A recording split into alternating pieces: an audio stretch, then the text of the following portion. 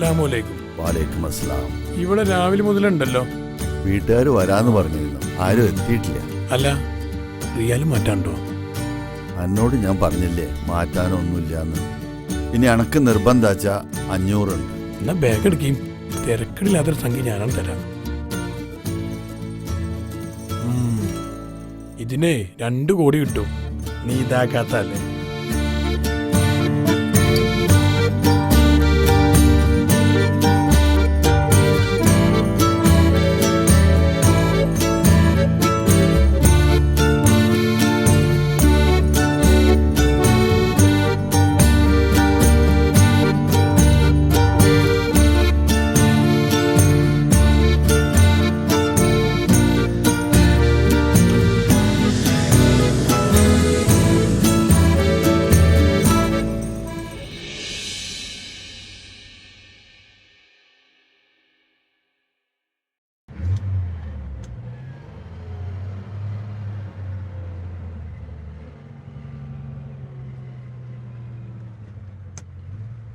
ആ ജ്യൂസില്ലേ?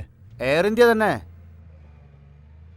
ഇന്നലെ വന്ന് നിൽക്കുന്നതാ. ബാക്കി ഇല്ലല്ല, ഇടയ്ക്ക് വിളിച്ചു പറയുന്നുണ്ട് ഇപ്പം പുറപ്പെടും. എപ്പോഴാ പുറപ്പെടാന്ന് ദൈവത്തിനറിയാം.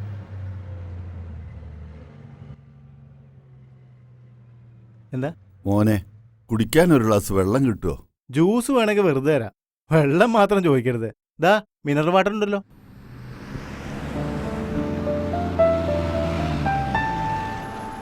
മണിയാ, ആ ഒരു ബോട്ടിൽ വെള്ളം എടുക്ക്. വലിയ ബോട്ടിൽ തീർന്നു, ചെറിയ ബോട്ടിൽ മതിയോ? ആ അത് മതി.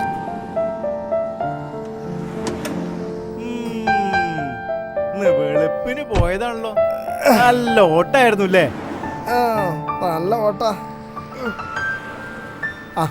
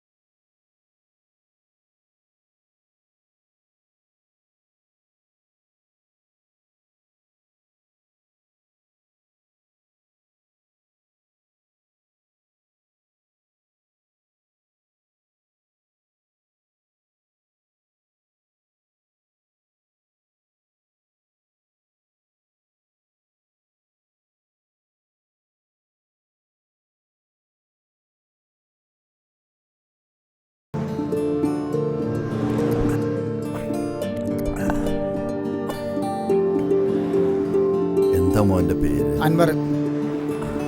അല്ല, രാവിലെ മുതൽ കാണുന്നാണല്ലോ ഇവിടെ. മക്കള് വരാന്ന് പറഞ്ഞിരുന്നു. ഇനി വിമാനത്തെ വൈകിയാണോ? ഏതാ ഫ്ലൈറ്റ്? സൗദിയാ. സൗദി ഫ്ലൈറ്റിന് 20 മിനിറ്റ് നേരത്തെ ആണല്ലോ.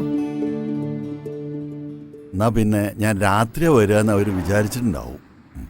നിങ്ങൾക്ക് എങ്ങോട്ടാ പോകേണ്ടത്? മങ്കട. മങ്കട അല്ലേ? മങ്കടക്കാണെങ്കിലേ 1200 ഉറുപ്പ്യ വരും. 1200 രൂപയോ?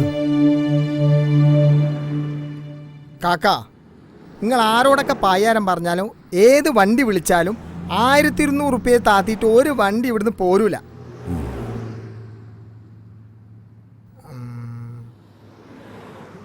ആ, എനിക്ക് ഏതായാലും ഒന്ന് മോങ്ങം വരെ പോകേണ്ട കാര്യമുണ്ട്. നിങ്ങളൊരു 800 ഉറുപ്പ്യ തരികയാണെങ്കിൽ ഞാൻ നിങ്ങളെ മോങ്ങത്തിന് മങ്കടക്കാക്കി തരാം. ഒക്കെ ശരിയാക്കാം, നിങ്ങളിങ്ങോട്ട് വരി. മോനെ, എനിക്ക് 1000 തന്നെ തരാൻ പൂതിയുണ്ട്. പക്ഷേങ്കിൽ എൻ്റെ ആകെ ഉള്ളത് ഈ 500. ഇനി എനിക്ക് അത്ര നിർബന്ധാച്ച പെരെ ചെന്നിട്ട് ഭാര്യയുടെ നിന്ന് ഞാൻ മേടിച്ചു തരാം. അത് ശരി, അപ്പം നീതാക്കാത്താണല്ലേ? അപ്പോഴേ മക്കളെന്നല്ല ആരും വരൂല. നിങ്ങൾ കയറിക്കോളി. ഞമ്മക്കേ മിണ്ടിയും പറഞ്ഞൊക്കെ അങ്ങനെ പോവാ. ഇരുന്നോളി.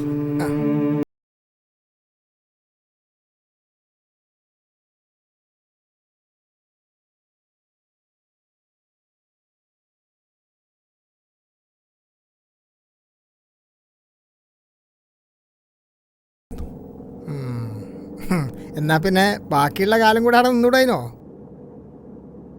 ആ, പെരയിലുള്ള പെണ്ണുങ്ങൾക്ക് ഗൾഫിൽ നിന്നാണെങ്കിലും ഉറപ്പ് വരുത്തണമെങ്കിൽ മയ്യത്തെങ്കിലും ഒന്ന് കാണണ്ടേ? എന്നിട്ടൊന്നും സംഭവിച്ചില്ല? 33 കൊല്ലം വലിയ കുഴപ്പമില്ലാണ്ട് പോയി. അപ്പോളാ എൻ്റെ അറബി മരിച്ചത്.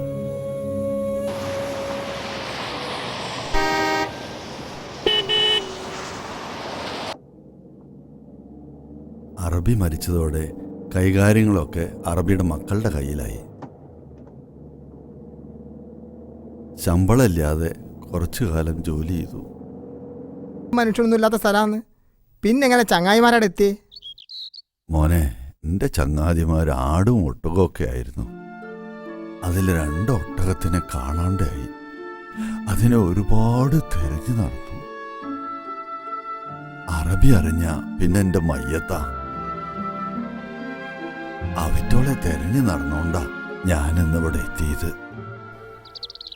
അല്ല കാക്ക, ഒട്ടകത്തെ തെരഞ്ഞ് ഞങ്ങളിവിടെ എത്തിയത്? തമാശ പറയല്ല മോനെ, ഇതിൻ്റെ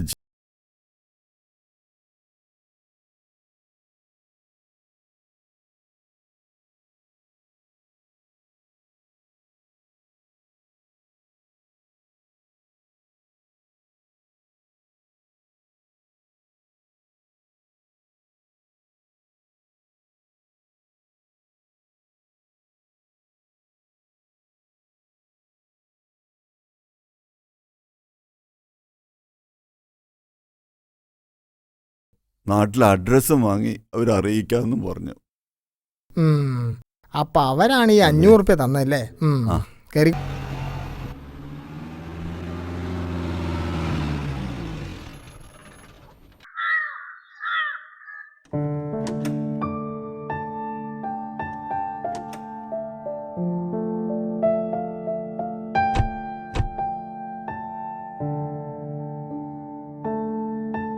ഇതാണ് ഗൾഫിലെ ആദ്യത്തെ 15 കൊല്ലത്തെ സമ്പാദ്യം. അപ്പൊ നിങ്ങള് ഡോക്ടർ വാപ്പയാണല്ലേ? ഇതാണ് എൻ്റെ മൂത്ത മകൻ. അനക്ക് പ്രഷറും ഷുഗറും കൊളസ്ട്രോളും ഒന്നും ഇല്ലല്ലോ? നിങ്ങളിപ്പോ ലാബ് ടെസ്റ്റിന് പോവാ? ശ്വാസം വലിച്ചോട്ടെ.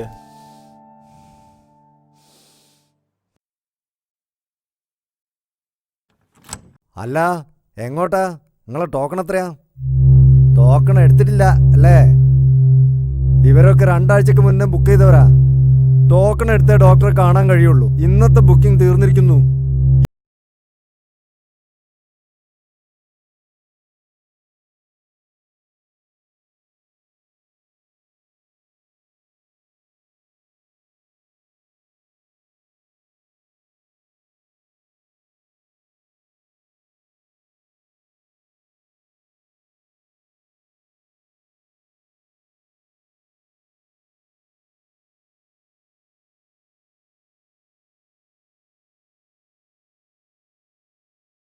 ഞാൻ ചെന്ന് കണ്ടോളാം. എന്നാ ഞാൻ റസിയാത്താനോട് പറയാം അവിടെ ഇരുന്നോട്ടെ എന്ന്. അവളിപ്പോ റെസ്റ്റ് ചെയ്യുന്ന സമയല്ലേ, ഡിസ്റ്റർബ് ചെയ്യണ്ട. എന്നാലും ഉപ്പാനെ. താനിപ്പോ തന്റെ ജോലി ചെയ്യ്, ഉപ്പാന്റെ കാര്യം ഞാൻ നോക്കിക്കോളാം. സ്വന്തം മോനക്ക് വേണ്ട എന്താപ്പോ? ഉപ്പാനോട് വീട്ടിലേക്ക് നടന്നോളാൻ പറഞ്ഞു. തിരക്കൊഴിച്ചിട്ട് ഡോക്ടർ വീട്ടിൽ വന്ന് കണ്ടോളൂ. അതല്ലേ തിരക്കൊണ്ടായിരിക്കും. ഓനെ കാണണമെന്ന് ഒരുപാട് പൂതിയുണ്ടായിരുന്നു. ആദ്യത്തെ കുട്ടിയ ഓനെ തോളിലേറ്റിന്റെ തഴമ്പ് എപ്പോഴും മാഞ്ഞിട്ടില്ല.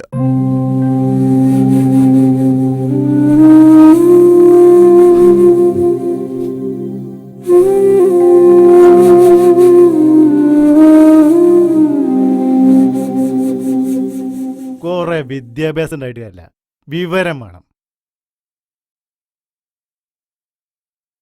വാ, നമുക്ക് പോവാ.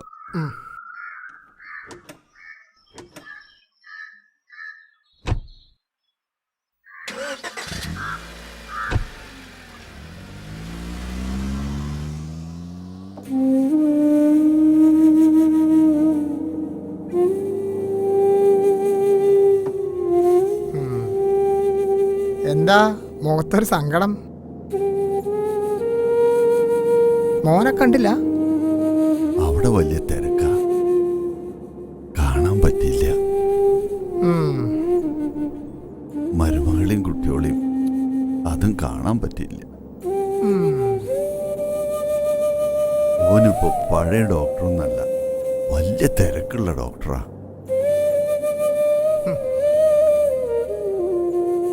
തിരക്കൊഴിഞ്ഞിട്ട് കാണാൻ വരും. വരും വരും. ഉം.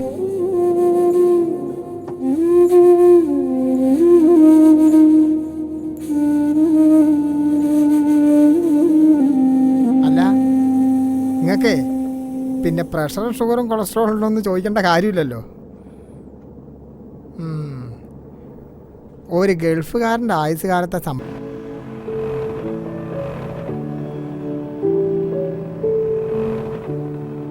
ചേട്ടാ 2 ജ്യൂസ് എടുക്ക്. പിന്നെ 1 കിലോ ആപ്പിളും കൂടി എടുത്തു. ആ,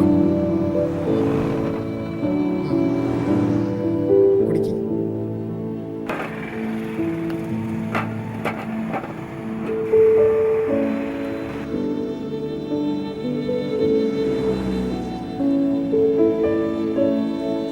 പിടിച്ചോളി.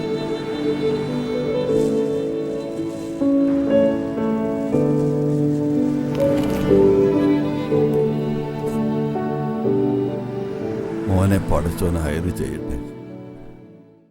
ഇന്നലെ രാത്രി വിമാനത്തുനിന്ന് 2 വറ്റ് തിന്നതാ.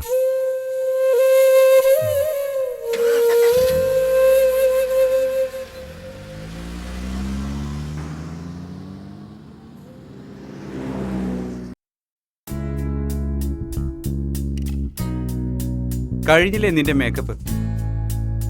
1 മണിക്കൂറായി നീ മേക്കപ്പ് തുടങ്ങിയിട്ട്. വീട്ടിലെ അതിഥികൾ എത്തി തുടങ്ങി. തീർന്നിക്ക, ഒരു 5 മിനിറ്റ്.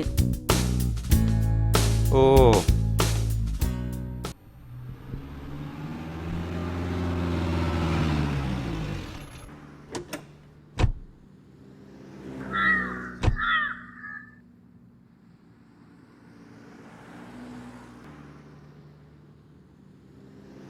എൻ്റെ 10 വർഷം ഇവന് വേണ്ടിയിരുന്നു.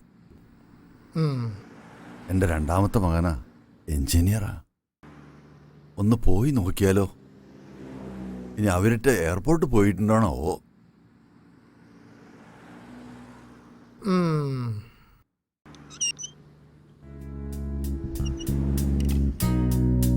ഈയിടെ പിരിവുകാർ കുറച്ച് കൂടുതലാ. ഞാനിപ്പോ വരെ.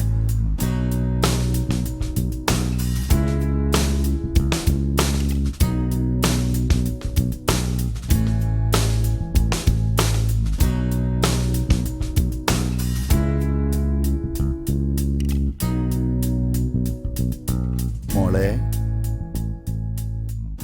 ഉപ്പാന്റെ കുട്ടിയെ,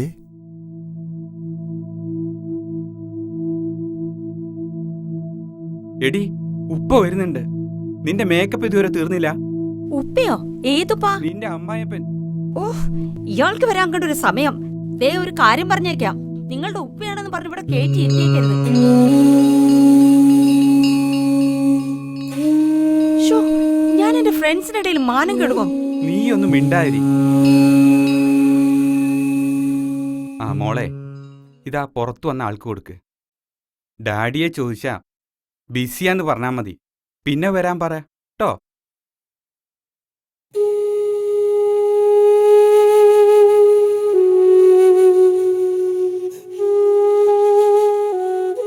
എനിക്ക് പ്രായത്രയൊക്കെ ആയാലും എൻ്റെ കണ്ണിനും കാതിനും ഒരു കുഴപ്പമില്ല.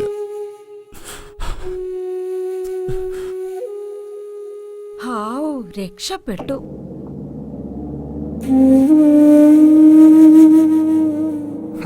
അല്ല, എൻ്റെ 300 രൂപ ഇവിടുന്നും കിട്ടിയില്ല അല്ലേ? ഇല്ലെങ്കിലും മരിക്കണ നേരത്തെ ഇത്തിരി വെള്ളം കിട്ടണമെങ്കിൽ പെൺകുട്ടികൾ തന്നെ വേണം. അവർക്കേ സഹതാപുണ്ടാവുള്ളൂ.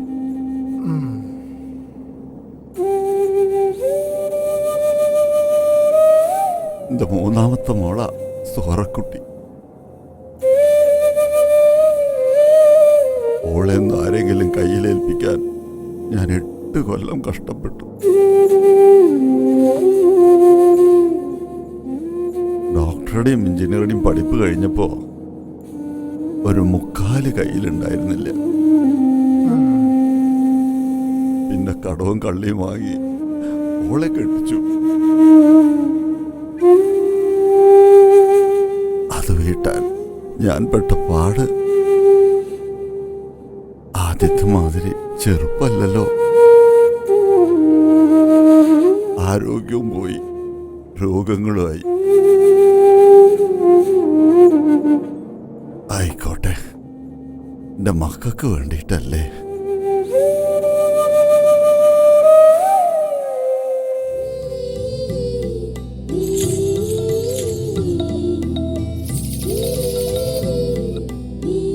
ഹലോ, അസ്സലാമു അലൈക്കും. വലൈക്കും അസ്സലാം. ഉപ്പ കല്യാണത്തിന് എത്തൂലേ? മോളെ, ഉപ്പാക്ക് വരാൻ പറ്റൂല. അറബി ലീവ് തരണ്ടേ? ഉപ്പ ഇല്ലാതെ എന്റെ മോള് ഒന്നുകൊണ്ടും വിഷമിക്കണ്ട. മോളുടെ കല്യാണത്തിന് ഒരു കുറവും വരില്ല. ഉപ്പ വന്നിട്ടില്ലെങ്കിലും ഇക്കാക്കമാരൊക്കെ ഇല്ലേ അവിടെ? എന്നാലും ഉപ്പ ഇല്ലാതെ ഒക്കെ ഭംഗിയാവും മോളെ, ഇൻഷാ അല്ലാ. ഉപ്പ വെക്കട്ടെ. അസ്സലാമു അലൈക്കും. വലൈക്കും അസ്സലാം.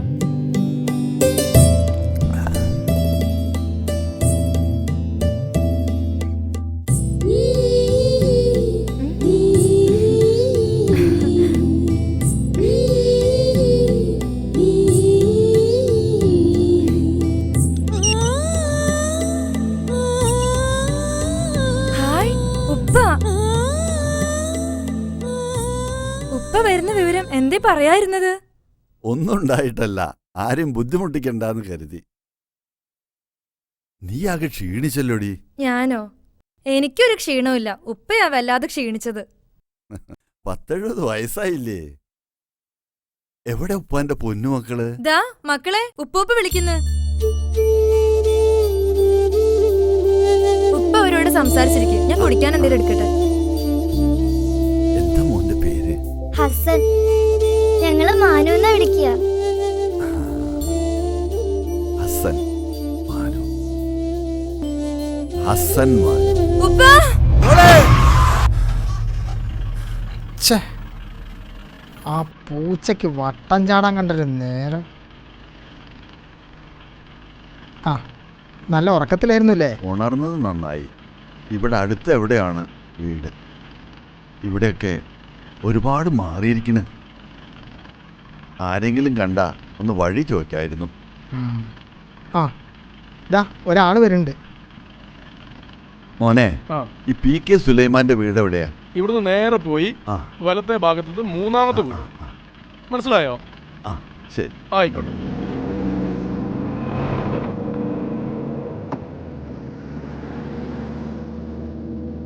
ഓക്കെ. ആ, ഇക്ക വന്ന ഞാൻ പറയാം. എന്നാ ഓക്കെ. ആ, പുറത്താരോ വന്നിട്ടുണ്ട്. ഞാൻ വിളിക്കാൻ പറയാം. മോളെ. ഓ, ഉപ്പയായിരുന്നോ? എന്തിനാ ഇപ്പൊ ഇങ്ങോട്ട് വന്നേ? നിങ്ങളുടെ മരുമകൻ ഇവിടെ ഇല്ലാത്തത് നന്നായി. ചെറിയ മകന് സ്വത്ത് മുഴുവൻ എഴുതി കൊടുത്തപ്പോ ബാക്കി 3 മക്കളെ ഉപ്പ ആലോചിച്ചോ? ഏതായാലും ഇക്ക വരുമ്പോ ഉപ്പാനെ ഇവിടെ കാണണ്ട. കണ്ട എന്തെങ്കിലുമൊക്കെ പറയും. അതെനിക്ക് കാണേണ്ടി വരും. അതുകൊണ്ട് ഉപ്പ പോയിക്കോളി. മോളെ.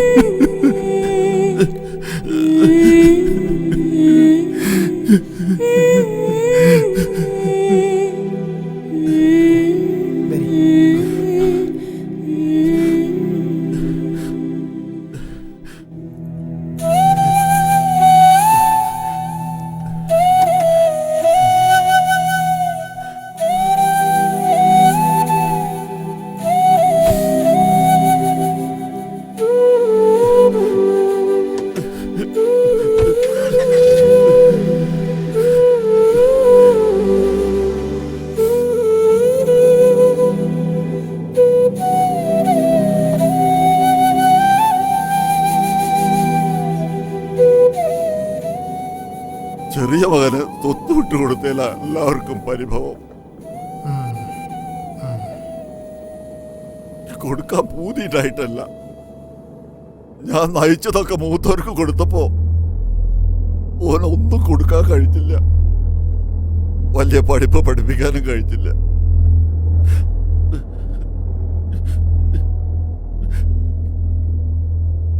എന്റെ ബീക്കുട്ടീനെ കാണണം. ബീക്കുട്ടിയോ? അതാരാ? എന്റെ ബീവിയ. ആ, ഓള് ആ പേരെ കിടന്ന് ഇടങ്ങറാവണ്ടെന്ന് കരുതിയിട്ടാ എഴുതി കൊടുത്തത്.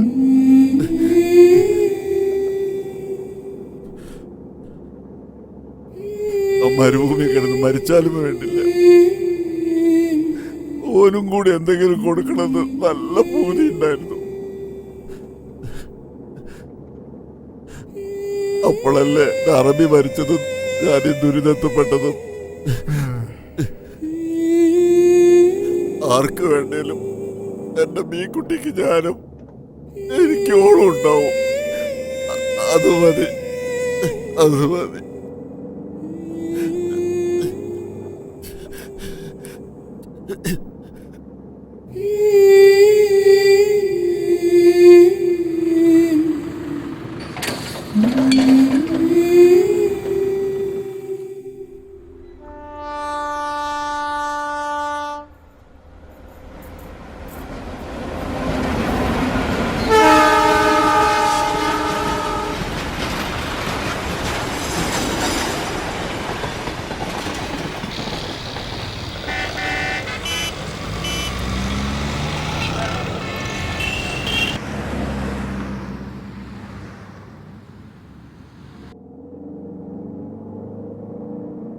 ദാ നിങ്ങൾ പറഞ്ഞ സ്ഥലത്തിട്ടോ. കാണുന്ന റോഡിലൂടെ പോകേണ്ടത്.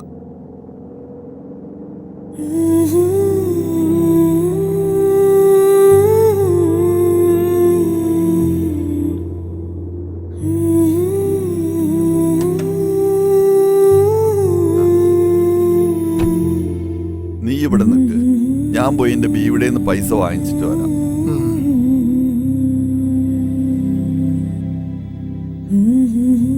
ബീക്കുട്ടിയേ, ബീക്കുട്ടി, ബീക്കുട്ടിയേ,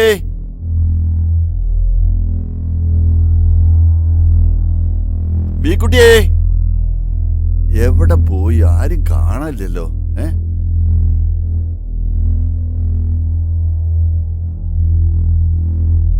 ബീക്കുട്ടിയേ,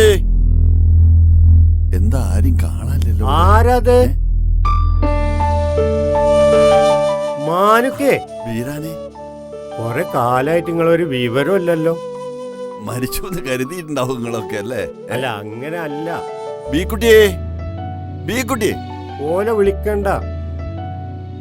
ഓലൊക്കെ പോയിട്ട് മാസങ്ങളായി. നിങ്ങളെ ചെറിയ മോൻ വലിയ സ്ഥലക്കച്ചവടക്കാരനല്ലേ?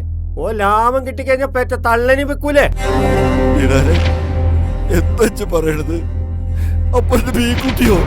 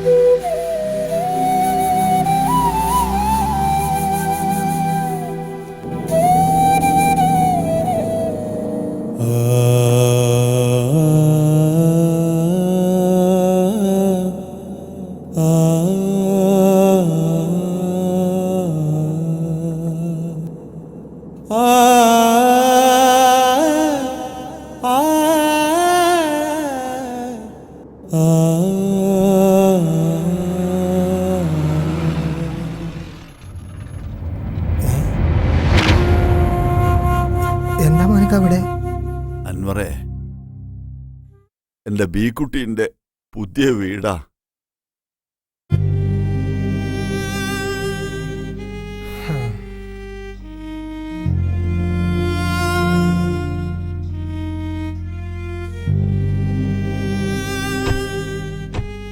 നമ്മളെ മാനക്കയല്ലേ വരുന്നത്?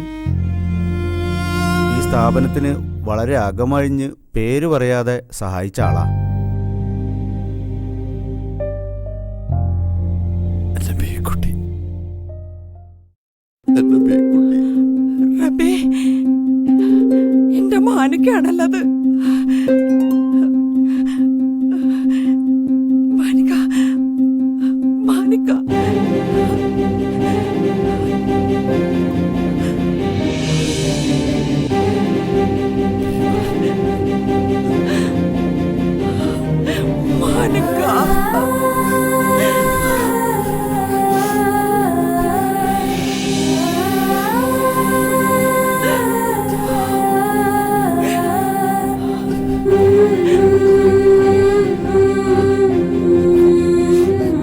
മരിച്ചൊന്ന് കരുതി ഇനി നമ്മൾ ഈ ദുനിയാവെന്ന് കാണൂലെന്നും ഒരുപാട് കരഞ്ഞു. പടച്ചോനോട് കുറെ ദുആ ചെയ്തു. പടച്ചോൻ എന്നാലും കാണിച്ചു തന്നല്ലോ. എന്താ നിനക്ക് പറ്റിയത്? ഒന്ന് ഫോണും കൂടി ചെയ്തില്ലല്ലോ. ഒക്കെ പറയാ എന്റെ ബീക്കുട്ടിയെ. അനക്ക് സുഖാണോ? നല്ല സുഖം. ഇവിടെ ഏട്ടത്തികളും അനിയത്തികളും ആങ്ങളാരും ഒക്കെ ഉണ്ട്. കണ്ടോ മോനെ, എന്റെ ബീക്കുട്ടീനെ കിട്ടി.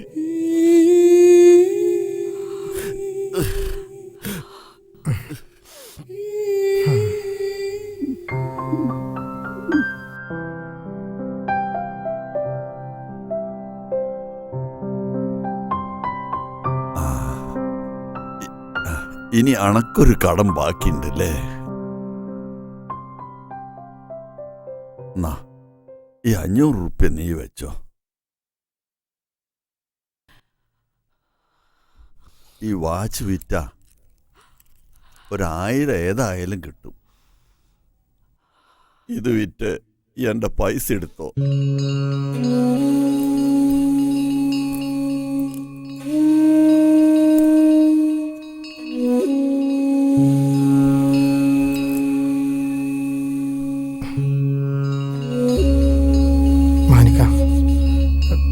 എനിക്ക് നിങ്ങളവസ്ഥ മനസ്സിലായി.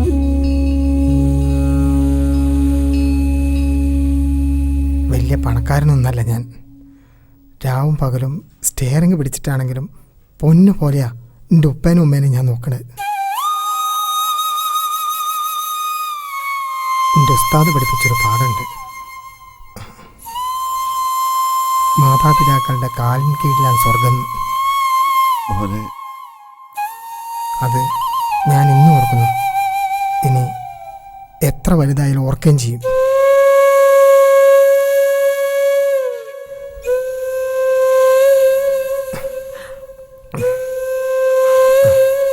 നിങ്ങളും ബീത്താതെയും എൻ്റെ കൂടെ പോരി. എൻ്റെ ഉപ്പാൻ്റെ ഉമ്മേൻ്റെ കൂട്ടത്തിൽ അതേ സ്ഥാനം നിങ്ങൾക്ക് ഉണ്ടാവും.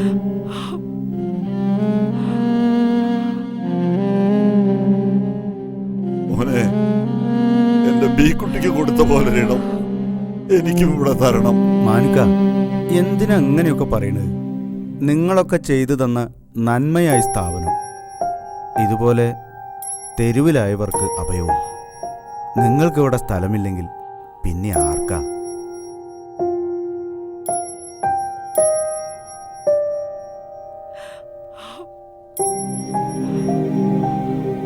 വേണ്ട വേണ്ട, മാനിക്കാനെയും ബീത്താത്തനെയും ഞാൻ കൊണ്ടുപോകും. വേണ്ട മോനെ, വേണ്ട. ഞാൻ ജീവിക്കാൻ മറന്നപ്പോ എന്റെ മക്കള് ജീവിച്ചു അന്തസ്സായിട്ട്. അവരൊക്കെ ഇപ്പോ വലിയ വലിയ ആൾക്കാരായില്ലേ? അവരുടെ മുന്നില് കുറച്ചു കാലം ജീവിക്കണം ഞങ്ങൾക്ക്. അവർക്ക് കാണാൻ ഞങ്ങളെ പോലുള്ള മറ്റുള്ള ബാപ്പാർക്കും ഉമ്മാർക്കും ഒരു പാഠാവാൻ വേണ്ടിയിട്ട്. പിന്നെ മരിക്കണം.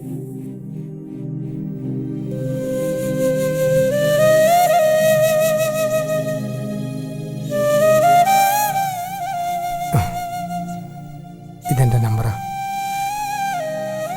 നിങ്ങൾക്ക് എന്താവശ്യമുണ്ടായാലും ഇവിടുന്ന് എപ്പോൾ പോരണം തോന്നിയാലും വിളിക്കാൻ മറക്കരുത്. ഞാൻ ഇടയ്ക്കിടയ്ക്ക് നിങ്ങളെ കാണാൻ വരും.